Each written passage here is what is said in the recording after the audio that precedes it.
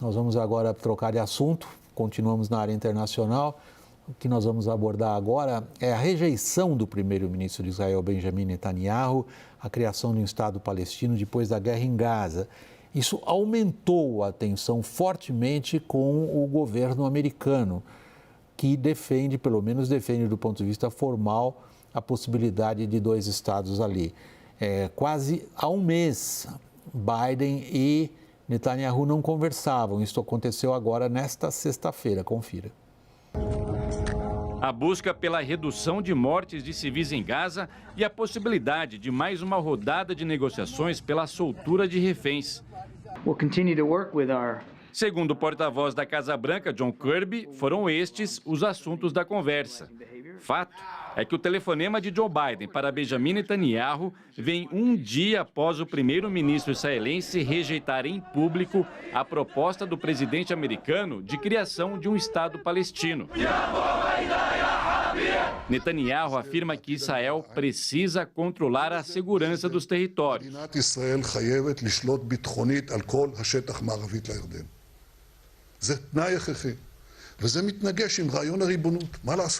מסוגל להגיד לא גם לטובי הידידים שלנו, להגיד לא כשצריך ולהגיד כן שאפשר.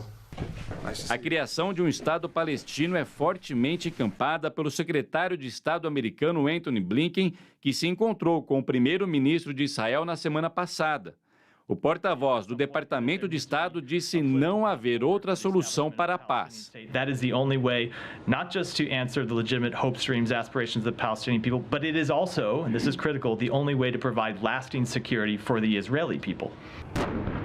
As diferenças sobre o futuro pós-guerra aumentaram ainda mais as tensões na relação entre o presidente democrata americano e o primeiro-ministro de direita israelense.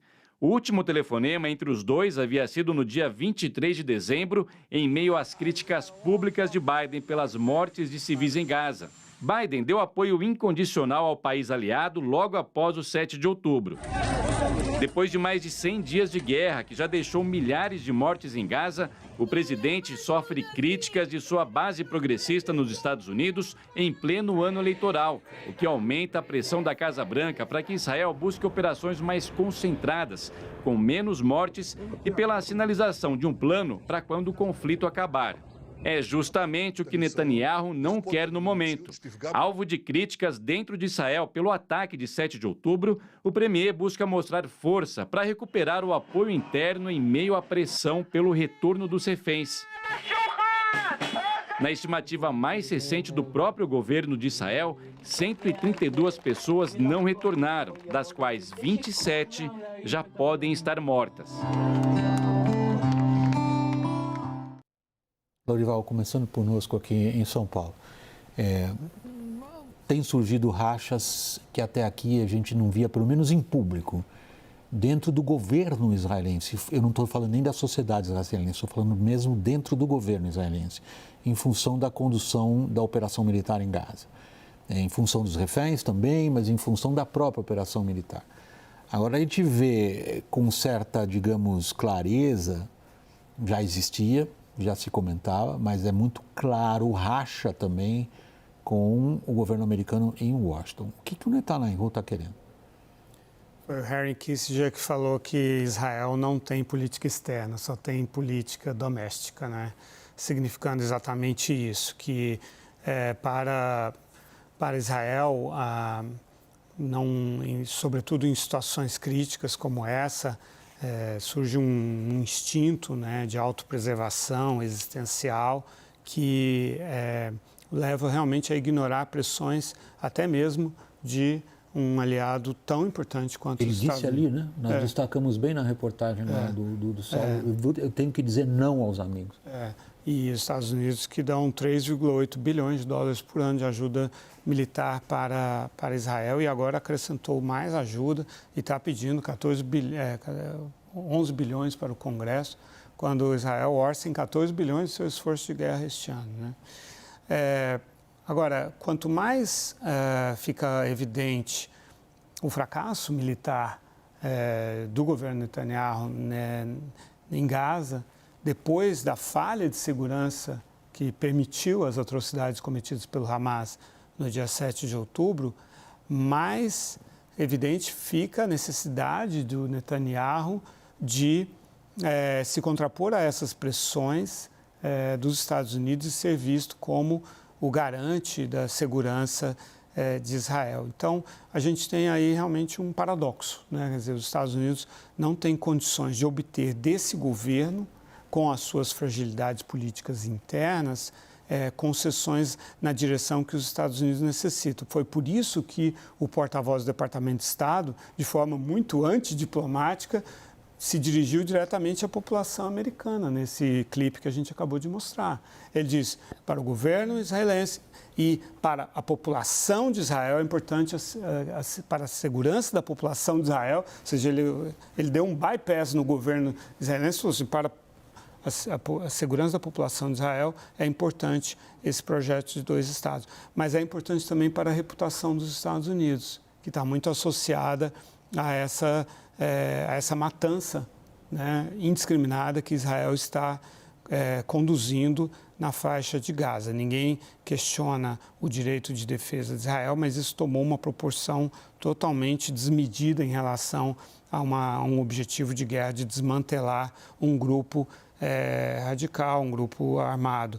A própria CNN fez uma investigação que mostrou que 20 hospitais, né, no norte de Israel foram atingidos. No norte de Gaza, você quis dizer. No norte da faixa de Gaza, desculpa.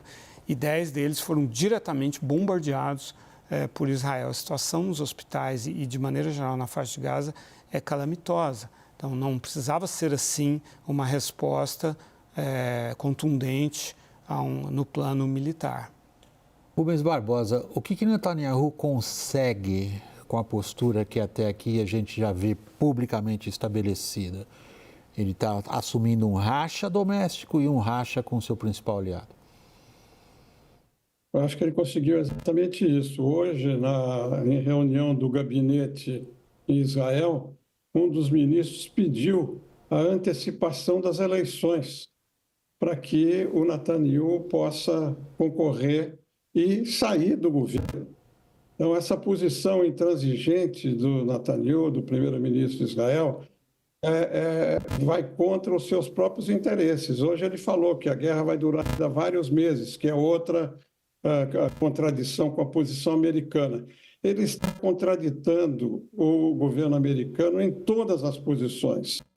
O governo americano, como o Lorival mencionou, tem motivações de política interna e o Netanyahu também tem posições de política interna. Acontece que, na minha visão, o equilíbrio interno em Israel está mudando, porque sem conseguir recuperar os reféns, a posição dele se enfraquece, na minha visão.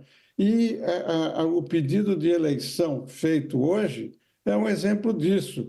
O primeiro-ministro de Israel não consegue separar os seus interesses dos interesses do Estado de Israel. Isso é muito importante, porque o Estado de Israel quer a segurança. Agora, na visão dele, só terá segurança se controlar toda a Palestina, como foi feito nesses últimos anos, que é uma posição diferente dos Estados Unidos, porque um acordo como proposto pelos Estados Unidos para a criação do segundo Estado é um processo que vai demorar algum tempo, vai ter que envolver todos os países árabes, vai ter que envolver uma negociação regional muito grande com o Irã, com todo mundo, para justamente dar a garantia de segurança ao Estado de Israel. Isso o Netanyahu não pode aceitar, porque se ele aceitar isso, se faz a eleição imediatamente, ele perde a eleição,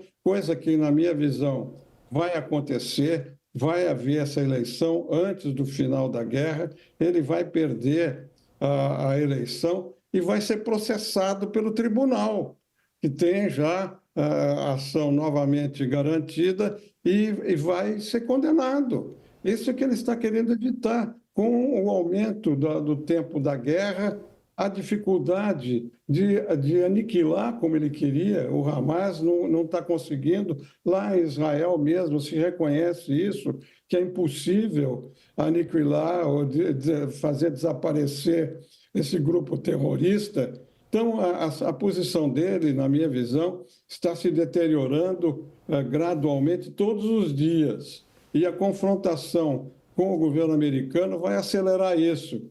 E os americanos são os únicos países que vão conseguir impor isso, essa questão dos dois estados, porque também tem resistência do lado palestino, por outras razões. Então, é uma situação muito complexa que eu acho vai se resolver com a criação do segundo Estado, com outro governo de Israel e com uma outra autoridade palestina. Os dois governos vão mudar para permitir que haja essa solução que dê garantias de segurança ao Estado de Israel.